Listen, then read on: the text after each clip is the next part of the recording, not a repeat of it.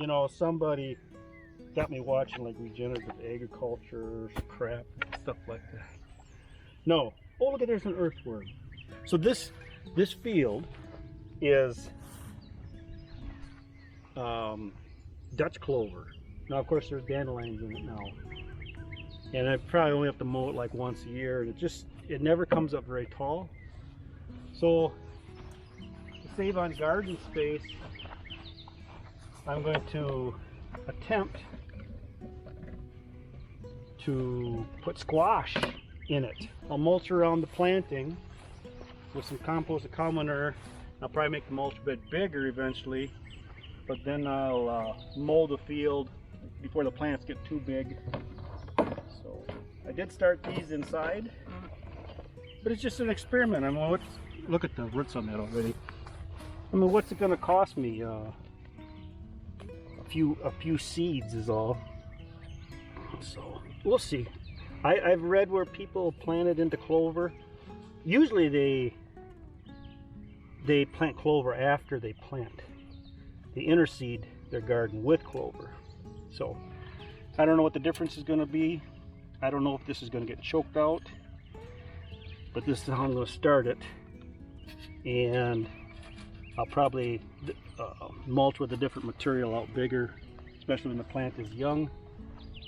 So whether it's going to work or not, I have no clue. So maybe what I got to do is drive fairly straight, and I can figure out where to plant this.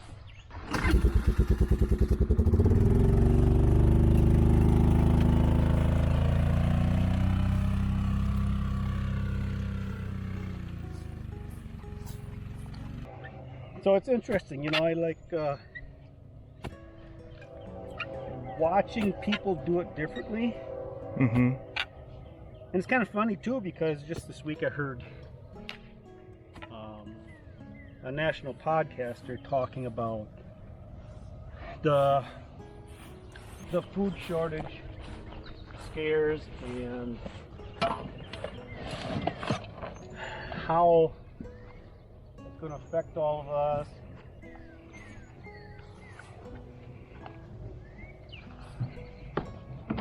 And how basically it says organic is no good, that you can't feed enough people. And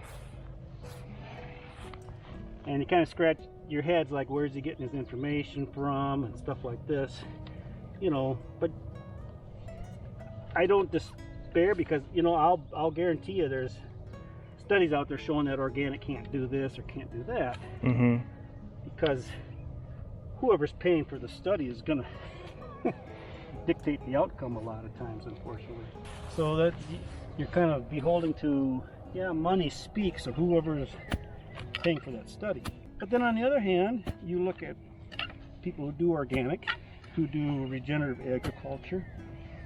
I don't like to say organic because that's kind of like a whole other genre, but you look at regenerative agriculture, and that's all people had years ago. And it worked. And you have people proving it this day that it works. And so you just can't blow those people off. And like, but oh, hi, Cat. You come out to visit us? Hey, baby. Were you out hunting? Wow. Merlin, that's Merlin the cat. When I can watch a video of a farmer who his inputs have changed 100%, and so how do you argue against it when they are doing it successfully? It's just, it's discouraging, you know, and it discourages others from trying it. And that's what bugs me. So when these guys are getting their word out, no, they're promoting their ideas and stuff, and you know what, God bless them, they're making money off their promotion too. Yeah. And I guess I don't mind that, especially when it's a working model. If it works, why try to dissuade people from something that works? I don't know, I think there's going to be a transition. I sure hope so, because obviously we can't sustain life on a chemical basis. Probably it's not good for our health, and I think as we transition and people are making that consumer choice, I think that's where it really is going to make a difference. When consumers wake up and say, you know what, I don't want to eat this because of that reason or another, that changes the whole market, and that brings value, sorry kitty, to that whole theory. So when you see healthier land, healthier crops, healthier animals raised on it, and healthier humans, that's what's going to change all of that.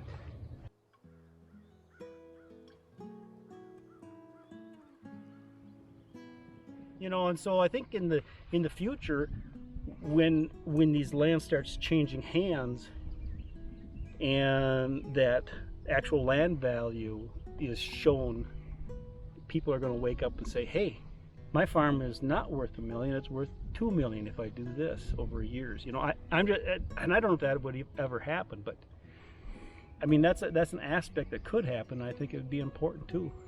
So, you know, I was telling the forester was out, a lot of this land was cropland before, and we planted into trees in 93 and 94, but as a young man, a young kid, I used to play down by the culvert every spring with the runoff. Would come off these lands, and you know, you throw the stick on one end of the culvert, run across the driveway, and watch it come out the other end, because it would run. And it would run constantly for several days, sometimes during the big melts.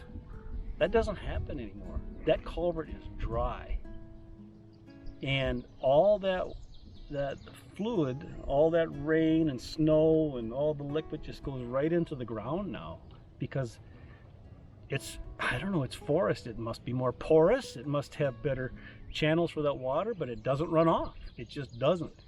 Yeah, and it's you know, we look at the shifts that have happened in agriculture over the years, you know, and there was a big shift when everything was mechanized. There was a big shift with transportation. There was a big shift after the Dust Bowl and the Depression and everything, all these big changes. Then the introduction to reliance on chemicals and everything. We all thought life was getting better. We relied on the science. We relied on new science and left a lot of old science in the past and disregarded it. Well, there's the first dragonfly I've seen this year. Look at that. You probably can't pick it up on camera, but it's out there.